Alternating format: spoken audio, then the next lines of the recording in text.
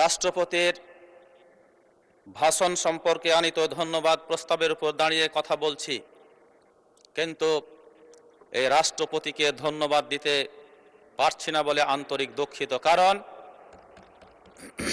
তিনি ফ্যাসিবাদের দোসর হিসাবে ইতিমধ্যেই খ্যাতি অর্জন করেছেন।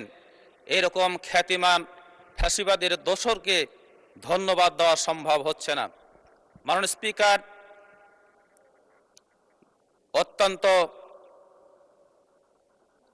সংক্ষুব্ধ হয়ে জানাচ্ছি, গতকাল চট্টগ্রামের সিটি কলেজে যে ঘটনাটি ঘটেছে, আমি মাননীয় স্বরাষ্ট্রমন্ত্রী মহোদয়ের দৃষ্টি আকর্ষণ করে বলতে চাই, এই ঘটনার সচিত্র বিবরণ বিভিন্ন পত্র পত্রিকা এবং সোশ্যাল মিডিয়াতে এসেছে। কাউরি উপর দায় না চাপিয়ে প্রকৃত ঘটনার সত্যতা যাচাই করে এর জন্য কারা দায়ী তাদেরকে আইনের আওতায় নিয়ে আসার আমি আবেদন জানাচ্ছি।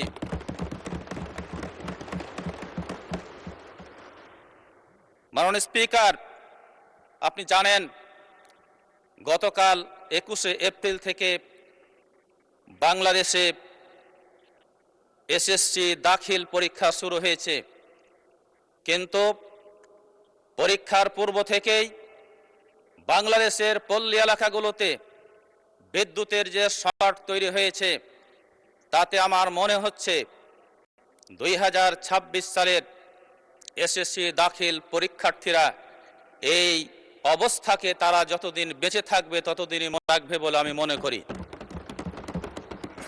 মাননীয় স্পিকার, আমার নির্বাচনী এলাকা 44 চাঁপাইনবাবগঞ্জ 2 এলাকাটি বরেন্দ্র অঞ্চলের অন্তর্গত এবং এলাকাটি কৃষি প্রধান এলাকা হিসাবে চিহ্নিত।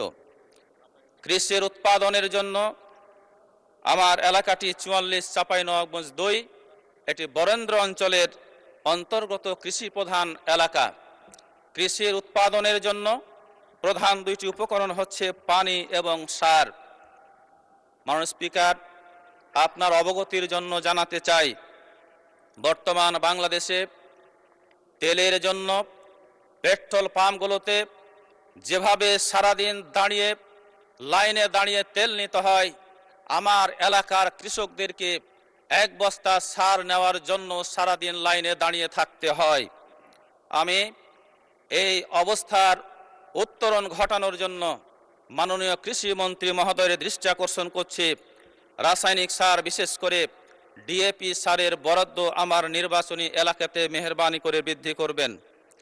পানির ব্যাপারে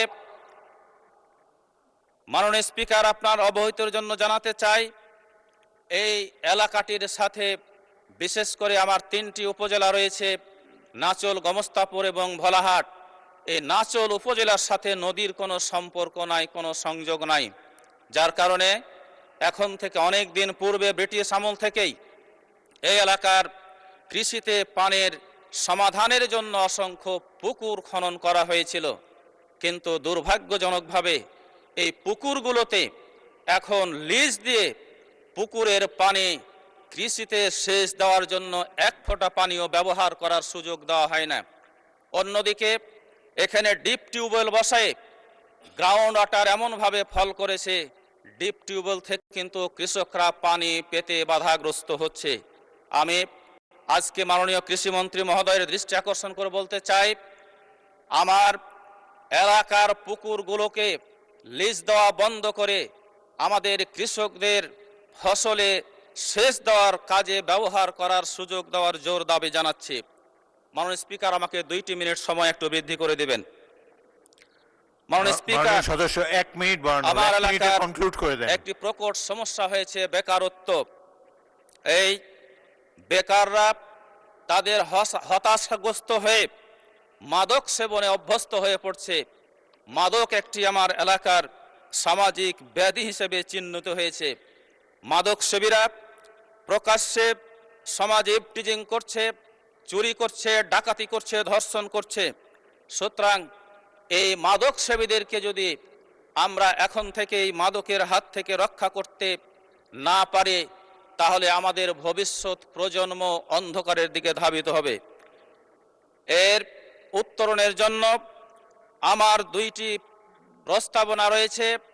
একটি হলো মাদক সেবীদেরকে মাদক থেকে ফিরিয়ে নিয়ে আসার জন্য খেলাধুলার সাথে সম্পৃক্ত করতে হবে, যার প্রেক্ষিতে আমার 3টি উপজেলাতে 3টি স্টেডিয়াম নির্মাণ করার জোর দাবি জানাচ্ছি।